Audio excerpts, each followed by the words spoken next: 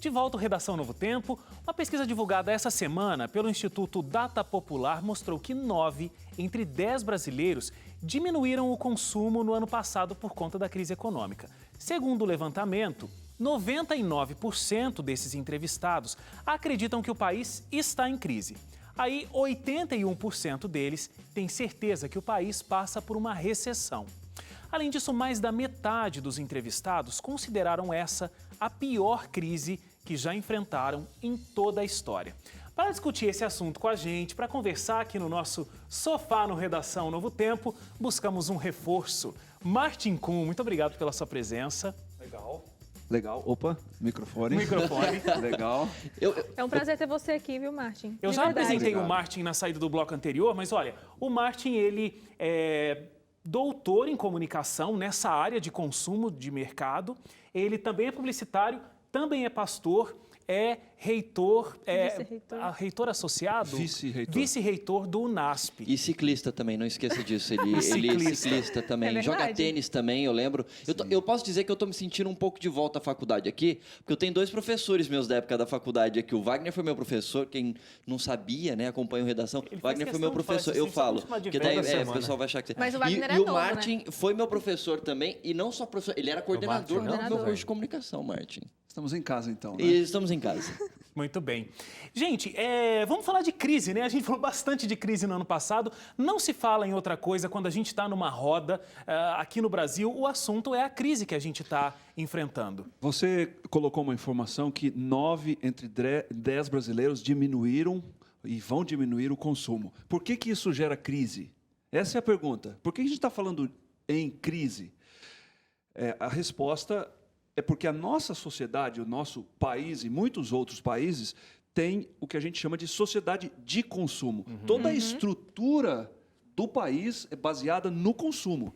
Então, a crise ela é perda de poder de consumo. E isso é uma reação em cadeia. Porque eu me lembro que em 2008, quando a gente teve uma outra crise que se relacionou com a crise imobiliária nos Estados Unidos, o presidente Lula discursou de forma semelhante, inclusive, ao presidente Bush nos Estados Unidos, assim, vamos ter calma e vamos continuar consumindo.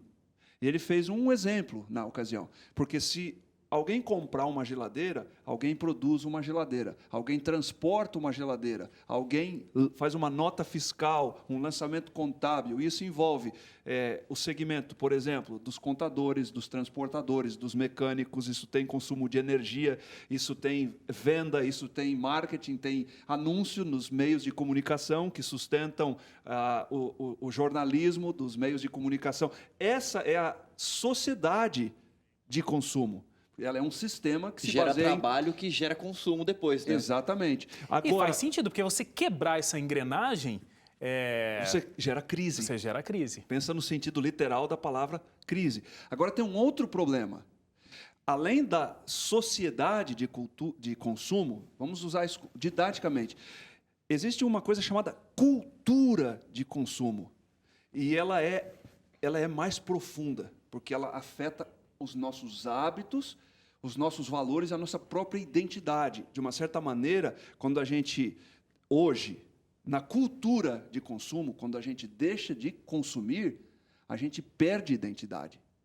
Porque a nossa sociedade de consumo, que gera a cultura de consumo, cria indivíduos dependentes do uso de determinadas marcas, da manutenção de determinados hábitos. Porque eu me inclusive no dia a dia, né? Todos eles, de lazer, etc., todos eles baseados no consumo. Isso que o Márcio falou sobre o poder de consumo... Em vários níveis, né? Isso que o Márcio falou sobre o poder de consumo, a gente percebe claramente, porque assim, a gente começou num processo de ascensão, né, algum tempo atrás. Então, o nosso poder de consumo foi aumentando. E agora que teve que ter essa refreada, a gente sentiu. Porque antes, com X, a gente comprava aqui. Agora, com X, a gente compra aqui. Então, por isso que a gente fala de crise. Só que o curioso é que no final do ano, eu estive no shopping, andando por aí, dando uma passeada, E estava cheio de gente consumindo nas lojas, gente consumindo nas lojas, não era assim, gente só passeando pelos corredores, dentro das lojas também. Eu pensei assim, a gente passou no redação discutindo crise, mas hoje aqui no final do ano, eu estou vendo as pessoas comprarem e consumirem. Olha como isso tem a ver com cultura e tem a ver com uma crise numa dimensão maior do que a própria crise de ter ou não ter dinheiro. Se eu não compro, se eu não tenho esse poder para comprar, eu me deprimo. Eu me sinto mal, eu tenho uma sensação de impotência, de perda de poder, aí vai afetar a autoestima, e é uma reação de uma coisa impossível de você controlar. Agora, eu posso dizer uma coisa que eu fiquei pensando em toda essa situação, tem um ponto positivo dessa crise, eu acho. Quer dizer, talvez pode ter mais do que um, mas eu percebi um ponto que pode ser muito positivo, inclusive dentro desse lance de consumo, inclusive desenfreado. Numa situação onde você tem que diminuir o seu consumo porque, de repente, você não tem recursos para continuar consumindo como você consumia antes, você, de alguma maneira, tem que passar a fazer algo que, no Jornal da Novo Tempo, o Silvio Bianchi, que é o economista, o consultor de finanças pessoais, ele sempre fala, o brasileiro não tem o hábito de pensar os seus gastos, pensar o seu consumo, pensar as suas finanças. Talvez por apertar no bolso e falar assim, puxa, e agora? Eu não posso consumir como eu consumi antes. O que eu vou fazer? Talvez seja a oportunidade para muita gente que antes não colocava seus gastos na ponta do lápis e fazia um planejamento financeiro, muita gente começou a fazer um pouco mais isso. Eu posso dizer por mim mesmo, tipo, eu sempre tive o controle dos meus gastos, mas nunca foi uma coisa assim, bem certinha, assim, tipo contabilidade de uma empresa. Nos últimos tempos eu comecei a fazer isso, exatamente porque começou a aumentar consumo no supermercado, etc. E eu quero continuar a fazer algumas coisas, eu não quero ficar refém simplesmente dos preços. Só que para eu continuar fazendo isso, consumindo, eu tenho que colocar tudo na ponta do lápis para poder fazer diferente, né? Eu adorei o resgate que você fez da fala do presidente Lula em 2008, naquela história, né, explicando o porquê de não parar de consumir. O problema é que no Brasil a gente tem acompanhado uma falta de incentivo à indústria. Porque a gente teve momentos aí em que o dólar estava muito bom, por isso que o brasileiro gastava bilhões de dólares todo ano fora e com importações também. Então, a indústria brasileira acabou ficando muito refém da importação e foi se como é que eu posso fazer?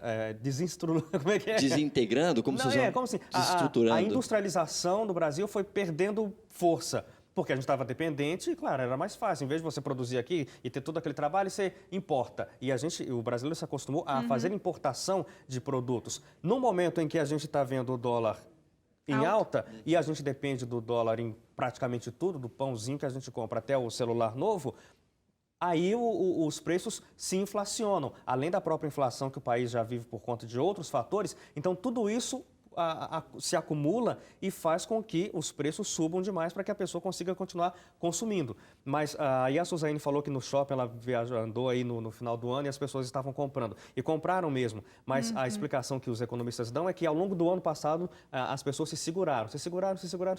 Chegou o fim do ano, aí entra o que o Martin falou. Em algum momento eu tenho que gastar, porque eu passei o ano inteiro triste. Em algum momento, né? E aí vão gastar então para ter aquele momento de alegria. Aquele momento do 13º ali, né? Nem que seja com o 13º que seria para pagar uma conta, ou muitas pessoas fizeram isso também. Teve o Feirão Limpa Nome que a Serasa Experian fez aí 2 vezes no ano passado. As pessoas limparam o nome. Para quê? Para correr no banco, pegar um empréstimo e consumir. E não é à toa esse negócio que você falou do empréstimo. Eu dei notícia essa semana no Conexão Novo Tempo da rádio que o Santander teve em 2015, no Brasil, a sua filial do Planeta com a segunda maior lucratividade. Num ano de crise, o Banco Santander teve no Brasil a sua agência, as suas agências com a segunda maior lucratividade do mundo, só perdeu para o Reino Unido. Ou seja, o pessoal está pegando empréstimo apesar dos juros e etc, porque quer continuar consumindo, né? Sim. Exatamente. Você falou há pouco sobre os pontos positivos, né, que eventualmente uma crise traz. Pode trazer. Não é o ideal, porque aprender com sofrimento é ruim, né? Aprender debaixo de pressão é ruim, mas tem pontos positivos. É meio irônico, mas a perda de consumo pode promover um menos desgaste ambiental. Isso é conhecido, né, da exploração dos bens naturais, minérios, petróleo e outras coisas mais. a questão da falta de recurso, da perda de poder de consumo, pode gerar novos hábitos, porque a gente não pode ser feliz só na compra. Isso é um valor que a gente deveria considerar. Então, falo para a nossa audiência agora, por exemplo, as crianças não podem ser educadas com uma visão de que prazer é no gasto, de que família é feliz no consumo. Então, é um lado positivo, talvez, de gerar uma reflexão. Não é? A gente tem que ter um certo cuidado, porque, por exemplo, eu mencionei anteriormente que a sociedade de consumo, onde tem produção, venda, compra, etc., gera a cultura do consumo, associada muito à publicidade, né, às celebridades, ao status que bens e marcas nos promovem. Então, essa cultura, quando ela não é vencida, ela faz, por exemplo, para eu manter o hábito, eu me endivido. E o endividamento é uma desgraça social. É um problema que tem ele acaba com o indivíduo. A pessoa endividada, ela se sente humilhada, a vida se torna um desprazer, porque eu passo a trabalhar, me esforçar para pagar um benefício que eu já consumi lá muito atrás. Então, o ciclo o ciclo do esforço e da recompensa, que deve ser uma coisa quase que cotidiana, né? Eu trabalho, me esforço, durmo, relaxo. Eu trabalho, economizo, me premio com alguma coisa. Esse ciclo, ele acaba. Por quê? Eu trabalho, me esforço, ganho um rendimento para pagar uma parcela de uma viagem que eu fiz 2 anos e 3 meses atrás. E qual é a graça de pagar a parcela, né? É horrível. Não, isso é danoso. Não, e o pior é que depois positivamente, a gente talvez tenha que aprender de outra maneira. E o pior desse negócio de pagar a parcela de uma coisa que você já comprou é quando você perde a coisa, né? Já aconteceu comigo. Eu lembro no meu casamento, eu comprei a minha aliança e aí eu dividi, sei lá, em 5 parcelas. Aí eu lembro que no terceiro mês eu entrei no mar, a aliança caiu, ficou lá no fundo. Tá lá em Ubatuba. Quem tá vendo a gente em Ubatuba, se achar uma aliança, pode ser a minha. E aí eu lembro que eu paguei as últimas 2 parcelas já sem a aliança. Dava uma dor no coração. Olha, o problema é que o André é contra a regra. Ele casa e não engorda. Ele é o único na história do mundo, eu acho. Agora, Martin, toda vez que a gente fala sobre endividamento, eu fico pensando uma coisa. A gente sempre fala da frustração e do prejuízo que essa pessoa vai trazer para a sua vida. Agora, quando a gente pensa num contexto familiar, isso é pior ainda, né? Porque você está complicando demais a vida, de repente, de um cônjuge, a vida de um filho, por conta de uma decisão que você teve de fazer uma compra. A gente é responsável por isso. E a gente é responsável pelo dano que a gente causa na gente e que tem efeito nos outros. Uhum. A gente não pode desconsiderar isso, né? Eu acho que, como família, voltando André, o seu ponto positivo de tudo isso, é a oportunidade de refletir. Não é? A gente tem que viver dentro de orçamento e tem alternativa para isso. Sim. Eu acho que a gente tem que sempre lembrar do princípio da economia e de que o dinheiro é feito para muito mais do que o meu benefício. O recurso também é social, né? Eu posso olhar para o semelhante, eu posso buscar contribuir com isso na nossa sociedade. Agora, vocês acham... Desculpa, ele pode Eu só ia falar que você sugeriu aí que o endividamento é ruim para o indivíduo e para a família, mas é ruim para a sociedade como um todo, porque pelo menos a explicação dos bancos, quando fazem empréstimos, e a gente tem opções de empréstimo, né? Que a gente fala em empréstimo, pensa só em você lá e pegar o dinheiro, mas quando você usa o cheque especial, que é o limite do banco, é um empréstimo. O cartão de crédito é um empréstimo. Então, o cartão de crédito esse ano está em 431%. 431% ao ano o juro do cartão de crédito. O empréstimo consignado, que é o mais baixo de todos, ainda assim é alto. O empréstimo normal também é alto. Então, a justificativa dos bancos para os juros altos é o risco que o banco tem ao fazer o empréstimo, o risco do quê? De não receber. E como a taxa de inadimplência é quando você fica 3 meses seguidos sem pagar a dívida. O nível de inadimplência no Brasil é sempre muito alto. Então, a pessoa que faz um empréstimo que não paga, ela causa problema para si, para a família e para mim, que gostaria de pegar um empréstimo, não vou pegar porque é muito alto o juros. Olha só, tem não pagou a conta. Uma coisa interessante. Há bastante tempo atrás, eu acho que uns 8 anos atrás, um escritor que fazia uma coluna mensal na revista Veja fez um artigo chamado O 11º Mandamento. E ele disse, se eu pudesse Claro que foi uma brincadeira, mas se eu pudesse fazer um 11º mandamento, eu diria, jamais comprarás a prazo. E aí o artigo dele explicava o dano de você consumir hoje para pagar no futuro toda a cadeia negativa que isso tem por trás. Stephen Kenneth, jamais não comprarás a prazo. Acho que esse é o nome do artigo, se alguém quiser pesquisar aí. Vale a pena procurar. A gente conversou sobre esses pontos positivos que, de repente, a crise pode trazer para a gente. Agora, vocês acreditam realmente que isso pode acontecer massivamente? Talvez um ou outro, o nosso telespectador está aí acompanhando essa discussão, vai pensar nisso, mas às vezes eu tenho a impressão que essa cultura, Martin, que você estudou tão bem do consumo, ela está tão arraigada mesmo nessa sociedade que também é de consumo, que eu acho que não vai dar tempo. A gente vai sair da crise, as pessoas vão estar pagando as dívidas delas, porque elas não conseguiram acordar e elas vão continuar comprando depois da crise. Não sei se elas vão conseguir perceber esse ato. Eu tenho um certo pessimismo e por isso a Novo Tempo existe. Porque a Novo Tempo tem um foco na esperança. Na esperança que realmente resolve esses problemas.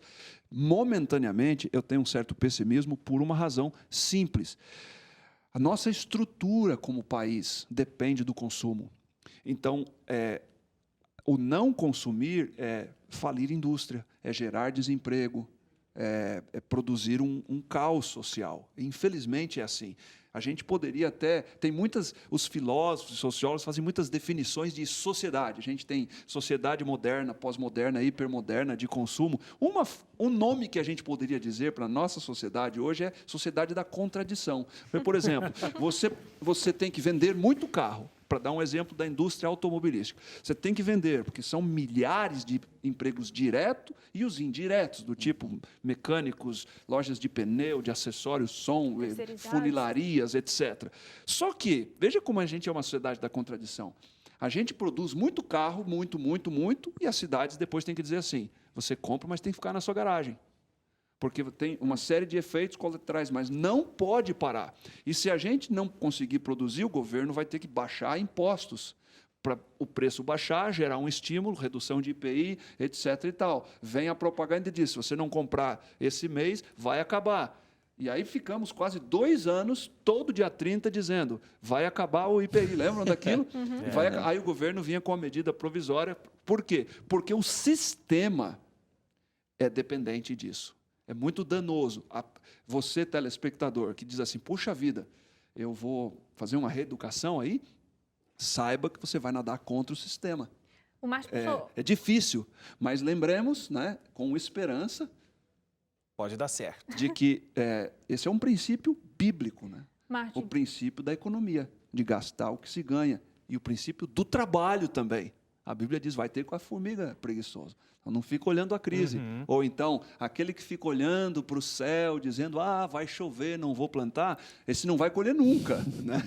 Então... Suzane precisa muito fazer uma pergunta aqui. Não é uma pergunta, é porque ele puxou um gancho que eu achei muito interessante. Não consegue não falar, consegue, né? Martin, não consegue. Tem que falar. Ele falou sobre a propaganda aí quando eram os IPIs, eu fiquei pensando para 2016, como que as empresas vão se comportar nesse lance comercial de publicidade, porque antes era isso, né? Compre, compre, compre. Agora já não é mais essa linguagem do compre, compre, compre. É por isso que a crise, essa crise, ela tem uma conotação levemente pior, porque ela tem um aspecto de mais séria. A crise de 2008, a gente tinha uma perspectiva muito mais positiva com o país.